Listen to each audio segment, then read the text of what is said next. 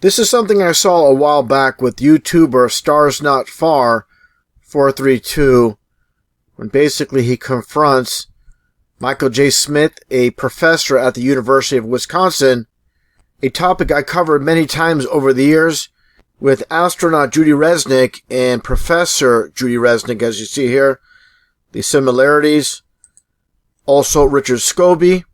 But getting back on topic here, specifically with Michael J. Smith, YouTuber Stars Not Far 432 drove an hour just to question Michael J. Smith and the similarities, of course, with astronaut Michael J. Smith. And let's take a look at the clip itself. Michael J. Smith is a professor emeritus at UW-Madison. Because I live in the Madison area, looking up Michael Smith had been on my to-do list for a while. Of course, you can't just call up and leave a voice message asking him if he's part of an evil scheme to deceive the sleeping masses. A better way would be to find him in person and ask him. So that's what I did. Is Challenger pilot Michael J. Smith alive and well? Take a look at the footage and let me know what you think. Hey there. Hey, sorry to bother you. I was pulling out and I saw you. I just came by to... Are you Michael Smith? Yeah. Professor at university? Retired. Retired? Yeah. Yeah. Yeah, I just stopped by because there's this room. Are you aware of that there's a rumor on the internet? It's not me. That people are saying... Yeah, it's not me, obviously. I mean, anybody that looks at my background, looks where I was born, it's not me. I mean, it's interesting that the Michael J. Smith that was the astronaut looks something like me when we were younger, but really not if you really look at facial recognition. You never been a pilot, never been in the military? Nothing like that.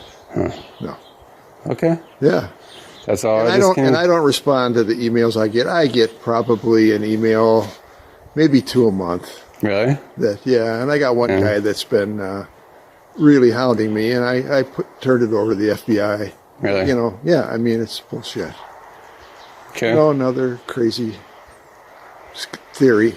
Okay. But that's, not me. All right. I'm glad I wasn't him, but he was quite a guy. Yeah. But if you look at my career, you look at my CV that's online, all the stuff I've published, all that I've done, it's not even close to what that guy was. Okay. Yeah, you just sure look a lot. Is the same name? I know the facial thing, but that's what we looked like, what, 40 years ago? Mm-hmm. Yeah. Okay. Yeah. Well, thank you. Yeah. Okay. Interesting you came all out here. I did. I drove an hour. It's, I mean... No kidding. Yeah. Yeah. Well, take care. Yes. I'm going to break down what we just saw. There's a lot to cover, and let's get started. I saw you. I just came by to... Are you Michael Smith? Yeah. Professor at university? Retired. Retired? Yeah. Yeah. Yeah, I just stopped by because there's this room. Are you aware of that there's a rumor on the internet? It's not me. That people are saying... Yeah. One thing I'll mention right away, how he looks down a lot when he answers questions. He's definitely the body language of someone that's not telling the truth. It's not me, obviously. I mean, anybody that looks at my background, looks where I was born, it's not me. I mean, it's interesting that the Michael J. Smith that was the astronaut looks something like me when we were younger, but really not if you really look at facial recognition. You never been a pilot, never been in the military? Nothing. So you just saw him look down again. He's, again, the body language, the eyes say a lot. Nothing like that. Huh. No. Okay. Yeah. That's all. And I don't respond to the emails I get. I get probably an email, maybe 2 a month. Really? And I got one guy that's been really hounding me, and I turned it over to the FBI. Find it strange how you would turn someone into the FBI over some emails. That kind of reminds me of what went down here with this clip from Bart Sibrel's Astronauts Gone Wild when he enters the home of Edgar Mitchell and conducts an interview, and it didn't go so well, as many know. Let's play a little bit of this, and then we'll continue on. And just a side note, I actually interviewed Bart Sibrel on this channel just a couple years ago. That actual interview is on Rockfin. and Bart Sibrel's channel as of right now. Now let's just play a portion of the interaction with Bart Sibrel and Edgar Mitchell. Take me to court? I hope you do, because we have proof that would prove it in a court of law that Apollo 11 didn't go to the moon. And I think it's something that you should see it. I don't say that lightly, believe me. I don't say it lightly. You have joking, sir. People can have fun, and maybe do that if they feel like they want to have a little fun on a trip to the moon. And as an independent producer, Okay, we're heading out. doing that is against moral ethics. Lying about going to the moon is a satanic lie of gigantic proportions. I don't hit people, but you're going to be on the deck unless you get... I'm heading out. I appreciate it. And get the hell out of my house.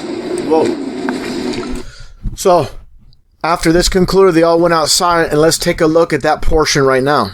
And here's the clip with Bart Sibrel and his camera crew taking off, leaving Edgar Mitchell's home. And take a listen to the interaction and what is said. See you later. In court, I hope. Going to call the CIA? Have them whacked. And that is Edgar Mitchell's son saying that, calling the CIA. So this is very relevant in my estimation. People in power feel like they can contact the CIA, just like you heard. Michael J. Smith said he'll call the FBI on a guy hounding him in emails. I find that bizarre. Why not just call the police? And to me, that's definitely the language of someone that feels like they have some power, they have stroke, and they can do something like that. Call the CIA, call the FBI. And again, that to me is a red flag. Now let's continue on here. Got one guy that's been really hounding me, and I turned it over to the FBI. Really? You know, yeah, I mean, it's bullshit. Okay. You know, another crazy theory. He was about to say conspiracy, but he stopped himself. Let's continue. Okay. But that's, you know, not me. All right. I'm glad I wasn't him, but he was quite a guy. You heard him just say he's quite a guy. Not he was quite a guy. He's quite a guy. And again, all these little subtleties here, not so subtle in this case, just red flags everywhere, like I said. Let's continue. Yeah. You know, but if you look at my career, you look at my CV that's online, all the stuff I've published, all that I've done, it's not even close to what that guy was. Okay. Yeah, you just sure look a lot. Is the same name. I know the facial thing, but that's what we looked like, what, 40 years ago? Mm-hmm. Yeah. Okay. Yeah. Well, thank you. Yeah. Okay. And notice the bricks in the background as well, of course. And that gets in this clip here with Michael J. Smith, the astronaut. And one thing I'll mention too is the ears. We'll talk about the ears a little bit here, because that's one thing that's a little bit off. But let's play this clip. And again, the connection with Freemasonry. And it'll be my first time to fly. Krista McAuliffe and Greg Jarvis it'll also be their first time, and we're just all looking forward to getting on orbit and getting the secret handshake. And of course, they always out themselves with the secret handshake and the smiles by the other astronauts in the background. Of course, all Masons, all in the know.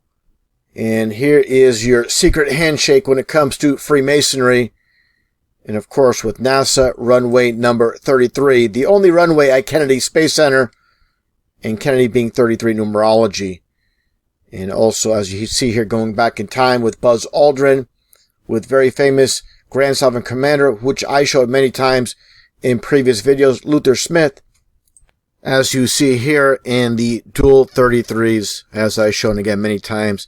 And of course, what is Masonry all about? It's about keeping secrets. Just like I showed with the clip with Michael J. Smith talking about the secret handshake. You think when he's being confronted, again, by Stars Not Far, 432, he's going to tell him, yeah, that was me. I'm Michael J. Smith, the astronaut. Of course not. Again, they're all about keeping secrets. Now let's take a look here at this side by side. Of course, Michael Smith is a very common name, but you add the middle initial J and it's not so common. And of course, the similarities are undeniable. The chin, the mouth, the lips, very thin lips, the teeth, the hair, the part to the side. But one thing is a little bit off, and that's the ears. And I have to, again, as a researcher, I have to look at all aspects. And be honest, the ears are a bit different here. But let's take a look at this one website. And this is in Australia, where they do ear procedures to fix ears that are protruding out a bit too much. And you can see the before and after effect of the surgery itself. Let's take a look here as well with this female. The same thing. And another example, take a look at the ears before and after. So this is something that can be obviously corrected, and the pricing is just over a couple $1,000s. So it's not too expensive, and it can be done. But again, when it comes down to not just the similarities with Michael J. Smith in this comparison photo, also the other astronauts, like I showed earlier with Judy Resnick, and you see the upper lip curl, the curly hair. You have Richard Scobie. One thing that really stands out to me more than anything else when it comes to Richard Scobie is his left eye. It's kind of like a wandering eye here. It's kind of a little bit offset.